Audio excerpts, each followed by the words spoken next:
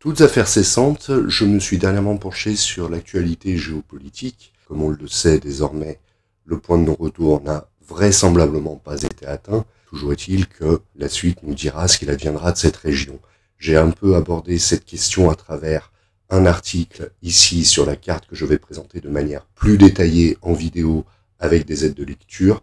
En revanche, pour ce qui est du rôle de la France et des acteurs, l'article est, lui, plus détaillé. J'ai utilisé des images du canard enchaîné et je vous invite à consulter le site qui a été nettement amélioré depuis ma dernière consultation il y a 10-15 ans. À l'époque, le site n'était pas très ergonomique, mais de nos jours, il offre un véritable confort de lecture et c'est d'autant plus appréciable que les dessins sont agréables à consulter, à observer. La mise en page du journal est aussi appréciable que l'humour dont il fait preuve dans le traitement de l'actualité. Bien évidemment, pour cette petite parenthèse, je ne suis absolument pas rémunéré car aussi bien le palmipède que moi, nous tenons à notre indépendance. Petite parenthèse fermée sur ces questions-là, le conflit Israël-Iran a beaucoup été traité dans l'actualité. Pour ma part, j'avais une carte sous le coude qui me permettait de replacer tout ça sur une vingtaine d'années dans toute la région Asie-Pacifique, carte que j'avais réalisée à la fin des années 2010 et que j'ai un petit peu améliorée grâce à l'extrait qui apparaît à l'écran. L'étincelle date des années qui précèdent cette offensive et je vais remonter au premier mandat de Donald Trump. En effet, depuis des décennies, le multilatéralisme s'imposait dans les affaires internationales.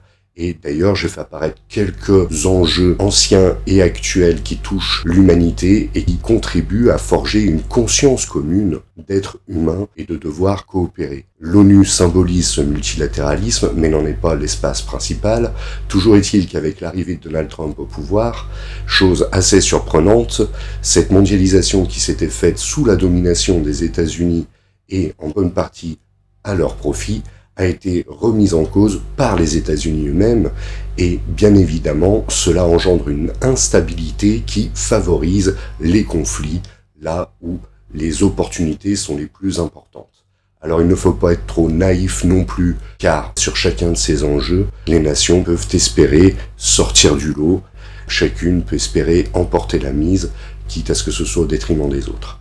Un élément quand même à avoir présent à l'esprit, c'est que depuis la fin de la guerre froide, la France, dont le porte-voix est Emmanuel Macron, a totalement misé sur le multilatéralisme, autrement dit, sur la négociation avec ses principaux partenaires mondiaux au Conseil de sécurité. J'ai fait apparaître le joker de Donald Trump tant que j'y étais. Mais il va de soi que pour pouvoir peser face à ces États-continents, exception faite bien sûr du Royaume-Uni, il faut pouvoir s'appuyer sur l'Union européenne. L'un sans l'autre, cela fonctionne assez mal. Et j'en ai profité pour faire apparaître un potentiel joker de l'Europe en la personne du pape. Cette diplomatie française qui se veut multilatérale s'exprime moins bien en cas de désunion de l'Union européenne, ce qui s'observe d'ailleurs dans l'ancienne zone d'influence de la France, la francophonie. 3 États l'ont dernièrement quitté. Cette politique de grandeur qui s'est renouvelée à travers le multilatéralisme en prolongement de la politique initiée par le général de Gaulle entretient des relations ambiguës avec les rivaux anglo-saxons de l'OTAN et d'ailleurs aussi avec la Turquie. J'aurai l'occasion de revenir un petit peu là-dessus plus tard. Autrement dit, dans le contexte trouble qui est le nôtre, l'une des questions qui se pose est: quelle est la voix de la France? Quelle est la voix de l'Union européenne?